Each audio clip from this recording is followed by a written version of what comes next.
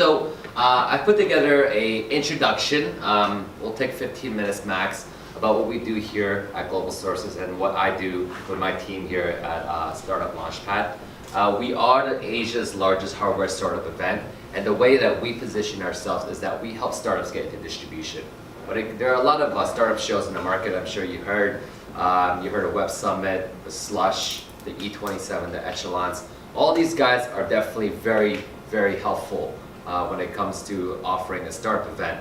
But they're more on the earlier stage, I would call it. You know, when you go to an Echelon, maybe you're not looking for a distributor or a retailer at that point. You're probably looking for someone that could potentially invest or help you grow your company to the next stage and validate your product. For our show, we're a much later stage. When you're ready to scale in manufacturing and scale through distribution, that's where we come in at Startup Launchpad, because we do leverage the buyer community as well as our supplier community. So the way we position ourselves is very much around business. Okay, I've mentioned this a little bit before during the tour. Global Sources, we create, manage, and deliver information that trading partners need to meet and do business. We have 1 million international buyers, including the top 100 retailers worldwide in our database that actively uses our service. We also have 10,000 active suppliers daily on an online marketplace. And over the year, we have about 15,000 booths annually at our shows in Hong Kong. We also have a show here called SIMS, which is the largest domestic show around factory machinery. That's held just across the street. We also have 60,000 attendees annually, and I'll give you a little bit of a reason why so many buyers come to Hong Kong. We also have 500 startups that have exhibited at the Startup Launchpad events, and 1,700 in our fashion trade show that happened just recently. Okay, so this map. Who has been to Shenzhen before? A large majority. So maybe I won't spend too much time on this. Everyone obviously is here because you guys are taking advantage of the electronics manufacturing expertise here and the ability to scale.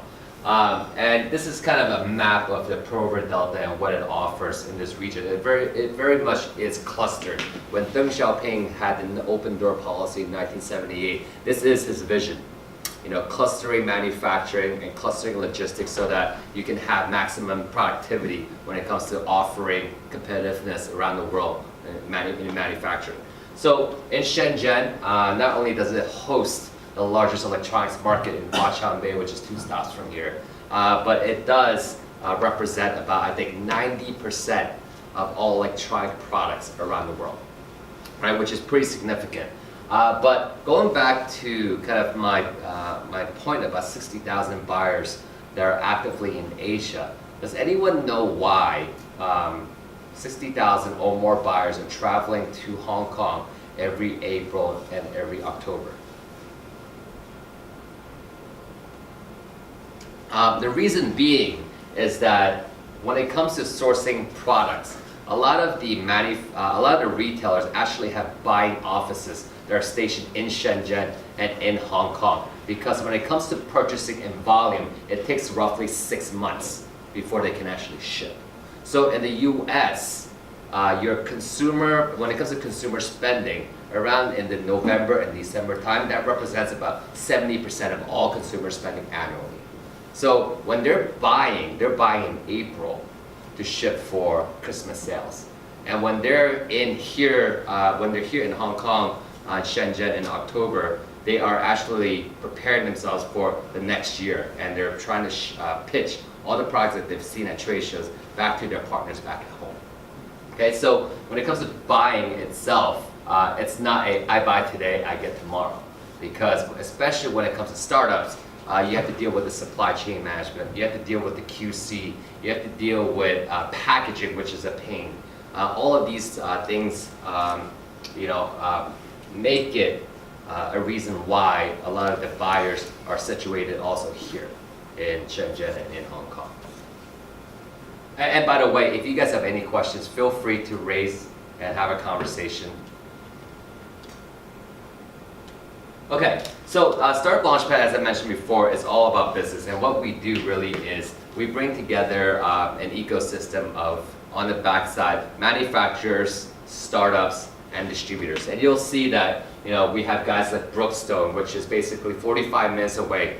Their managing director, Howard Chen, actively comes to our show to look for products that they can potentially not only source, but help you scale in terms of manufacturing, because they do know how they can drive the cost down to fit the distribution margins that are required when it comes to volume. Right? Nanoleaf, have you guys heard of Nanoleaf? Nanoleaf is a Toronto-based startup invested by Kleiner Perkins, Horizon Ventures in Hong Kong. They started with us 2 years ago with the most efficient LED bulb that's basically a PCB board. And over the time of learning about distribution, when it comes to, hey, your distributor needs to make a 40 to 50% markup, and your retailer needs to make a 60 to 70% markup. What are you going to do to drive your prices down? And when they learned that over time, they introduced a product called the Nanoleaf Aurora, which is a panel modular lighting that's all over Best Buy now. In fact, they're in 800 Best Buy stores worldwide now and 100 Apple stores because they were able to meet Wine at our show. And obviously, we also have a little bit of media exposure. We have Richard Lai from Engadget that actually comes. We also have TechCrunch and the AOL group that also will come to our show. So basically, this is where we solve and try to solve the startup journey when it comes to hardware. Obviously, at this stage in product development, you'll probably, in today's term, burn cash in terms of putting your product on crowdfunding platforms, on an Indiegogo, on a Kickstarter, locally maybe on Jingdong. Once you burn cash, you'll probably get into the production stage where you have to make your first batch of 3,000 or 5,000 units. And at that point, you probably sell about 50%. So what do you do now, right? The other 50%, you're probably going to have to try to find a distributor and a retailer that can actually help you basically try to sell a majority of your products. But this is where we see a lot of startups fail. The reason being is because they run into the most common issue, pricing, right? The pricing issue, I've seen a startup come to our show, many of them will go, hey, my FOB price is $10 and my MSRP is $15, and the buyer just laughs at them. And that's because the buyer knows that they can't make business. They can't represent the brand, and they know for a fact that that startup has no life in offline except for online. The other thing is selecting the wrong distribution channel, right? Please. Can you summarize let's say I have a hardware startup, right? Yeah. Hardware product, right? And it needs to go into Walmart or Costco or one of these places at a point in time. So how should I structure my, my cost of product development versus cost of distribution versus cost of retailing? Yeah, so basically, we typically, when it comes to scale, your BOM, your bill of material, for your company to scale and make money, most companies will mark it up by 15%, and that goes to your FOB. And based on your FOB, a lot of the keystone distribution formula is that they take FOB times 4. And times 4 is your MSRP, and if that's great, awesome. But if it starts going down, then you stay away from keystone, and you get down to you start negotiating on a 40% markup and 70% markup. 40% markup for the distributor, 70% markup for the retailer, right? That's when you have no brand. Once you have a brand, then you start negotiating tighter markups. For the Nanoleaf guys, the second one here, they were able to negotiate a 4% markup with Wine, which is quite impressive. Does that answer your question? Mm-hmm. So you said 40% for distribution and 80% for the retailer? 70%. 70%. Okay. So, over time, we basically found these are some of the additional problems. One is selecting the wrong distribution channel. So what I mean by that is don't dream that if you're introducing a very innovative product that you're going to get in Target right away. And that's because most of the mass consumer, if you put your product into Target without the proper education of the mass consumer, it's not going to do well. right? I'll give you an example. You might have heard of a company called Nextpack. Nextpack is a German company. They do a modular phone case. So basically you put it on the back of your phone and you have little modules that you add. Now, if you put that phone case in a Target next to all the other phone cases at $90 a pop, are you gonna buy it? Probably not, unless you kind of get educated about what it is. And to get educated, you probably need to have a budget for someone to stand there and go, hey, come try out Nextpack, right? And you have to be prepared to do something like that. So typically, the process is that post-crowdfunding campaign, you'll probably use, in today's term, Amazon Launchpad.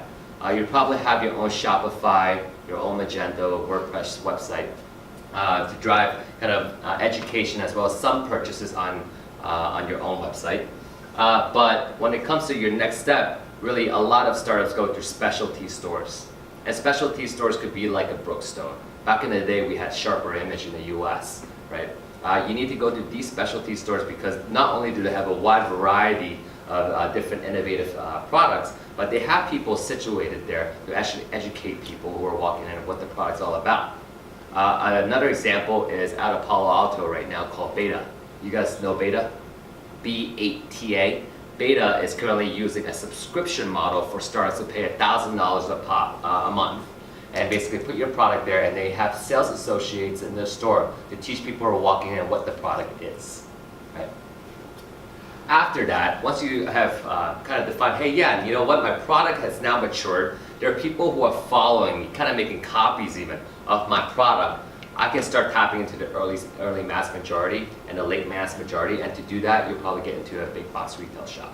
Now, there are anomalies. The anomaly right now is that a lot of retailers are trying to drive a lot of the customers to come back into the store due to the competition with online. And how they're doing that is to be seen as more innovative. And guys like Target are trying to do smart home innovation IoT sections. Now, if you fit that criteria, you might be able to leapfrog going into a specialty store and get into a Target. Poor price management, I mentioned that before. One of the biggest mistakes that we see here in China is that if they're a startup, they have a domestic pricing and an overseas pricing, which becomes very complicated in an online world today. So I remember helping one startup here sell the flattest, the skinniest power bank in the world. Literally, you have to pop the USB port out for you to be able to use it. They wanted to MSRP it at $99, and we brought it in front of Target. Target loved it. But what they did right after saying they loved it is they went on Amazon and eBay to look for the same product, and they found the EB for $59, and instantly they said no, right? That's poor price management in terms of the retail side. So you really need to, when you define your distributors and retailers who are working with you, identify these guys that are going to respect pricing. Selling to domestic markets only and bad manufacturing partners. Really go into these manufacturers, really, and Neil will touch on this. You really need to go in there without any trust in a way. And make sure that you negotiate and itemize everything. I think one of the things that I was asked recently is how do you drive costs down? Not only do you negotiate with your manufacturers, you can also negotiate with the suppliers who are providing the components to your manufacturers at a certain scale. Okay, as I mentioned earlier before, 90% of consumer spending is still happening offline, especially when it comes to innovative products. I always ask the same question, and I'll probably have to change it soon. Ask your grandparents if they would buy a 3D printer online. They probably wouldn't. They'll probably have to go to a store and learn about that 3D printer that can print out toys for their grandkids for them to actually see the value and purchase it offline. And this data is from, this statistics is gathered based on your experience, or the company you worked with, or just general? This is general, yeah. Oh, wow, it's impressive actually. Yeah, yeah. I think a lot of people see a lot of online activity, but Yeah. in terms of kind of worldwide, Yeah. it's still roughly 9% actually of all consumer spending being done offline. Mm-hmm. And then when it comes to China, even China, I think it's only 13% are done online. Oh, Yeah. And when it comes to newer products, I mean, in today's term, you'll probably buy your phone, you might buy your laptop online because it has kind of progressed over time where everyone expects a certain level of certainty in these products. But when it comes to new IoT products, it becomes even more extreme in these cases. Is that just consumer electronics, or that's retail spending as a whole? This is retail spending as a whole. Got If you break it down to consumer electronics, you'll see it by categories. You'll start seeing the shift where online becomes a little bit more dominant, like for instance, mobile phones. But if you go back to kind of more early development type of products, then this holds true right here. Okay, so really quickly at Startup Launchpad, if I know we have a lot of hardware startups here. Whenever you guys are ready to get into distribution at Startup Launchpad, this is what we offer. You get to come to the show, exhibit to 60,000 global buyers. We also, instead of you pitching to investors, you're pitching to retailers who want to put your product on the shelves.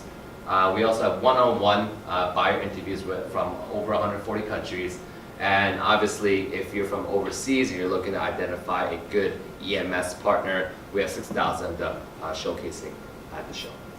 I got a chance to go to this show this year. I was lucky enough to speak at it, but got a chance to tour it, and would say if I had a hardware-based product, this is the mecca of where I would want to be.